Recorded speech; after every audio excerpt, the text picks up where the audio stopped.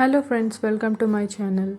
ఈరోజు మనం చేసుకునే రెసిపీ హెల్తీ అండ్ సాఫ్టీ రాగి నీరు దోశ. ఈ బ్రేక్ఫాస్ట్ రెసిపీ బిజీ మామ్స్కి చాలా యూజ్ అవుతుంది. కాల్షియం, ఐరన్, ఫైబర్ ఎక్కువగా ఉండే ఈ రాగి నీరు దోశ డయాబెటిక్ ఫ్రెండ్లీ కూడా. ఈ ఇన్స్టెంట్ బ్రేక్ఫాస్ట్ రెసిపీని ఎలా తయారు చేసుకోవాలో చూద్దాం. ముందుగా ఒక బౌల్లో ఒక 2 కప్స్ రాగి పిండి తీసుకోండి. ఇందులో 1/4 కప్పు బియ్యం పిండి వేసుకోండి, 1/4 కప్పు ఉప్మా రవ్వ వేసుకోండి.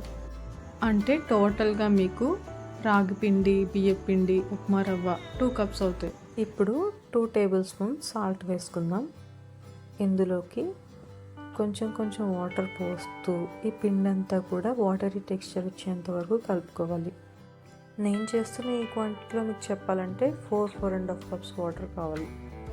మనం ఈ వాటర్ ఎంత పర్ఫెక్ట్గా కలుపుకుంటామో అంతే పర్ఫెక్ట్గా రాగి నీరు దోసెస్ వస్తాయి. పిండి ఏమాత్రం చిక్కగా ఉన్నా కొంచెం వాటర్ కలుపుకొని లూజ్ చేసుకోండి. ఇప్పుడు ఇందులోకి కొంచెం అల్లం ముక్కలు, పచ్చిమిర్చి ముక్కలు, ఒక ఆనియన్ని చిన్న ముక్కలుగా కట్ చేసుకొని వేసుకోండి.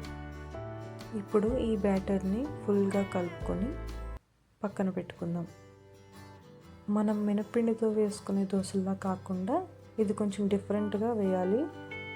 కొంచెం టిప్స్ ఫాలో అవుతే పర్ఫెక్ట్గా వస్తాయి.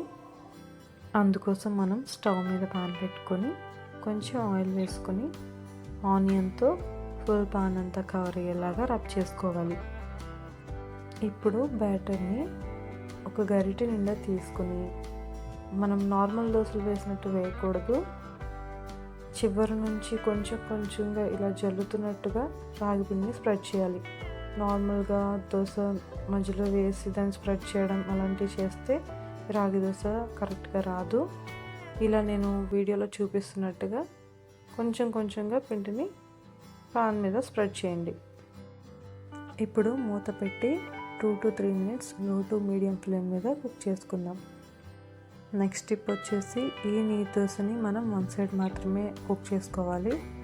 ఆల్రెడీ మనం లో టు మీడియం ఫ్లేమ్ మీద 2 to 3 minutes కుక్ చేస్తున్నాం కాబట్టి ఇది పర్ఫెక్ట్గా వస్తుంది. నేను ఈ వీడియోలో చూపించినట్టుగా చక్కగా ఈ టిప్స్ అన్నీ ఫాలో అవుతూ మీ ఇంట్లో కూడా ఈ రాగి నీరు దోశను ట్రై చేయండి. ఇలాంటి టిప్స్ అండ్ హెల్తీ రెసిపీస్ కోసం మన ఛానల్ని తప్పకుండా లైక్ చేయండి, షేర్ చేయండి, సబ్స్క్రైబ్ చేసుకోండి. Thank you.